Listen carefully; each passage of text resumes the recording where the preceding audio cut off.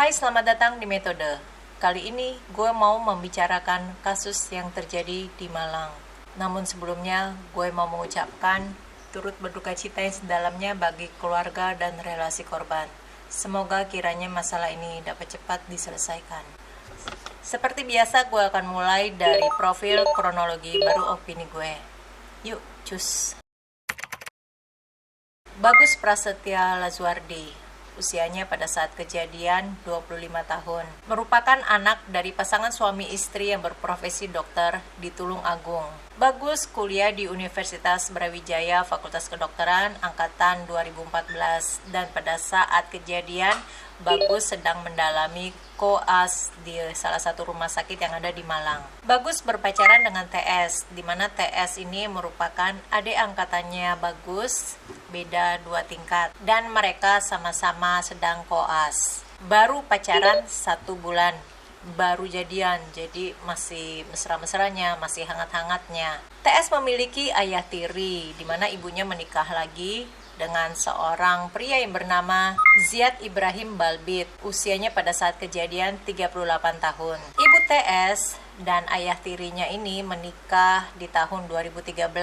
Pada saat itu usia TS masih sekitar 16 atau 17 tahun. Dan pada saat TS berusia kira-kira sekitar 22-23 tahun, Ziad memiliki perasaan terhadap anak tirinya ini. Perasaan lebih yang membuat dirinya mengalami seperti puber kedua. Yang kisahnya ini agak-agak mirip dengan film Lolita. Kalau ada yang di sini yang pernah menonton film Lolita, di mana ada seorang pria yang menikahi seorang wanita yang sudah berumur karena ia jatuh cinta terhadap anaknya. Anaknya masih kecil, masih umurnya 13 tahun. Jadi dia mengejar anaknya, tapi supaya bisa dekat, dia nikahi ibunya.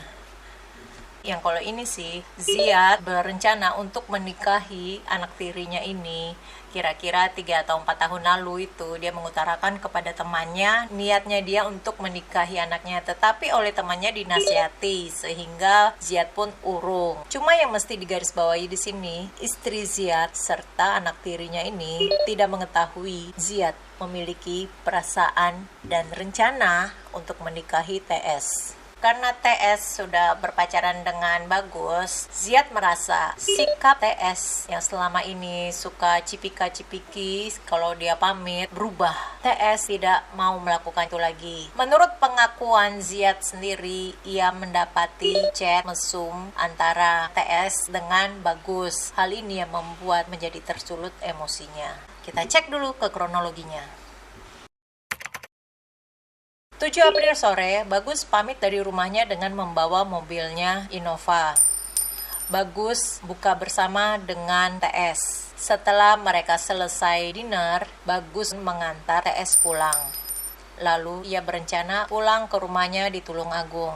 Ziad melihat Bagus dan ia segera menelpon Bagus. Ziad bilang kalau mau memberi oleh-oleh untuk orang tua Bagus sekalian mengajak ngopi di luar. Yang kayak gini nih, yang namanya ngajak ngopi, pasti ada sesuatu yang mau dibicarakan. Maka keliling-kelilinglah mereka mencari tempat kopi, tapi karena sudah terlalu larut malam, tidak ada tempat yang buka. Karena Ziad yang berprofesi sebagai ojol dan dia tinggal di area situ, maka Ziad yang membawa mobil, sedangkan Bagus duduk di kursi penumpang sebelah kiri Ziad. Dalam perjalanan nih ya, yang pasti ada pembicaraan yang diungkapkan oleh mereka. Saat itulah mereka terlibat dalam cekcok. Ziad yang rencananya mau membicarakan hubungan TS dengan Bagus sambil ngopi dengan suasana yang tenang, setidaknya saat itu ia menjadi marah. Ia menjadi emosi karena teringat akan percakapan mesum antara mereka. Jadi Ziad merasa kalau Bagus telah melecehkan anak tirinya.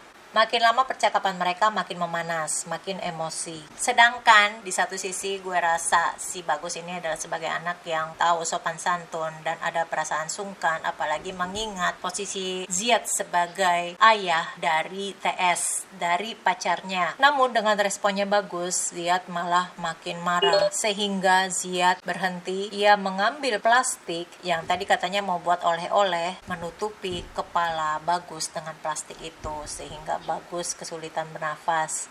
Dan tak hanya itu, Ziad menekan dada Bagus dengan lututnya, sehingga Bagus pun meninggal. Ini di dalam mobil, tidak banyak space, tidak banyak gerakan, tidak banyak perlawanan yang bisa dilakukan oleh Bagus. Setelah penyerangan itu, Ziad pun memarkirkan mobilnya di salah satu ruko dan memindahkan jenazah ke bagian tengah, lalu Ziad pulang dengan menaiki ojek. 8 April, keesokan harinya, pagi-pagi sekitar jam 7, Ziad kembali lagi ke tempat itu dengan menaiki ojek. Sepertinya ada yang tidak bisa tidur karena memikirkan apa yang telah terjadi pada malam sebelumnya. Rencananya Ziad mau membuang mayat itu.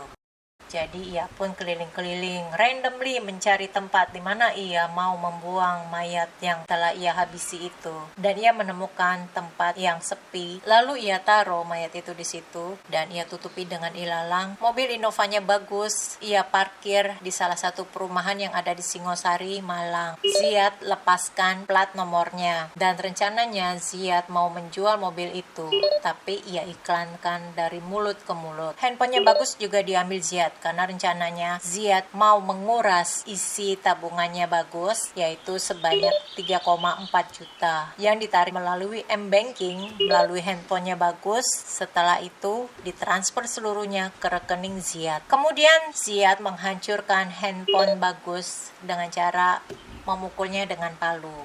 Hari kedua, hari ketiga setelah Bagus menghilang, teman-teman Bagus bertanya-tanya, kemana Bagus gerangan? Apalagi pada saat itu seharusnya Bagus juga praktek ya, tetapi Bagus tidak ada kabar. Orang tua Bagus juga mencari di mana keberadaan anaknya yang tidak pulang berhari-hari. Kemudian teman-teman Bagus mulai ngepost berita di sosmed mereka, memberitakan kalau teman mereka hilang. TS, pacar si Bagus, mengontak teman-teman Bagus ini dan bilang supaya take down saja berita itu. Karena Bagus kontak dia 2 hari sebelumnya, yaitu di tanggal 8 April. 12 April, jenazah Bagus ditemukan oleh penduduk setempat yang tanpa sengaja melihatnya. Kemudian jenazah itu berhasil diidentifikasi dan pada tanggal 13 April pun dikubur. Setelah acara pemakaman, TS, Ibu TS, serta Ziad datang untuk bertaziah ke rumah almarhum Bagus. Alasan Ziad untuk menghilangkan kecurigaan. Kamis 14 April, mobil Innova Bagus berhasil ditemukan sehingga mengarah kepada Ziad. Maka pada tanggal 15 April Ziad pun ditangkap. Ziad terancam hukuman penjara maksimal 20 tahun. Oke, opini gue, bagaimana bisa dari mobil ditemukan kemudian mengarah ke Ziad? Itu adalah mobil Innova warna hitam yang menjadi sangat eye-catching karena terparkir di salah satu perumahan tanpa ada yang tahu siapa pemiliknya dan plat nomornya dilepas. Apalagi dengan banyaknya info, ini mobil mau dijual, siapa penjualnya? Ya mengarah ke Ziad. Dan bukan cuma dari situ saja, Ziad menguras isi rekening Bagus. Kemana nomor rekeningnya? Dan dari situlah bisa didapat kalau Ziad adalah pelakunya. Ini kejadian mirip-mirip dengan Ade Sarah, di mana mantannya yang merupakan pelaku pembunuhan Ade Sarah ini juga datang ke acara pemakaman Ade Sarah. Tapi di saat pemakaman itu justru ia ditangkap. Melihat kondisi korban dengan jam tangan yang masih terpasang, lalu ada uang di dalam sakunya sebesar 150.000. Saat Ziad menyerang Bagus, Ziad tidak terpikir untuk merogoh saku yang ada di pakaian Bagus. Tapi ada juga ya banyak pertanyaan, bagaimana bisa Ziad menguras isi rekening Bagus? Kan setidaknya harus memasukkan PIN. Dan dari mana Ziad mendapatkan PIN Bagus itu?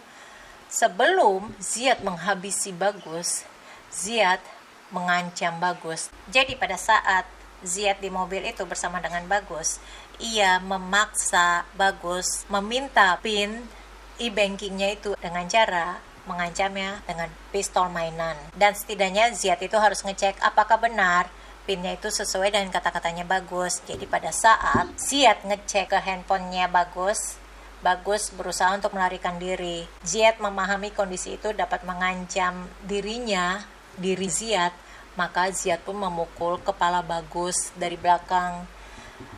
Dan dan memaksa Bagus untuk masuk lagi ke dalam mobil dengan cara menutupi kepalanya dengan kantong plastik kresek. Ya, perlawanan yang dilakukan oleh Bagus nampaknya tidak cukup kuat. Biarpun tubuh Ziad lebih kecil daripada Bagus, tapi tenaga Ziad lebih besar daripada Bagus. Berita yang beredar ramai di sosmed di mana pada tanggal 10 itu TS meminta teman-teman Bagus untuk take down berita tentang hilangnya Bagus. Alasan TS adalah Bagus mengontak TS dan mengabari kalau diri Bagus baik-baik saja. Yang semuanya menjadi curiga kepada TS. Kenapa TS minta take down? Padahal di sini adalah jawabannya. Handphonenya Bagus dipegang oleh Ziad dan ia yang chat dan ia yang mengirim pesan-pesan chat itu kepada TS, yang kemudian membuat Ziad menjadi semakin emosi membaca chat itu sehingga ia pun menghancurkan handphone Bagus dengan palu. Yang ini sih lebih make sense. Karena kalau misalnya dia cuma sekedar emosi, setidaknya handphone itu paling cuma dilempar atau dibuang ataupun dijual. Tapi Ziad tidak melakukannya karena ia emosi melihat chat itu. Oke, dari sini aja gue dapat ceritakan tentang kisah ini dan semoga kejadian ini tidak terulang lagi. Gue harap kita semua dalam keadaan baik-baik saja. Buat yang sudah nonton video gue ini, jangan lupa di like dan subscribe. Stay safe and stay healthy.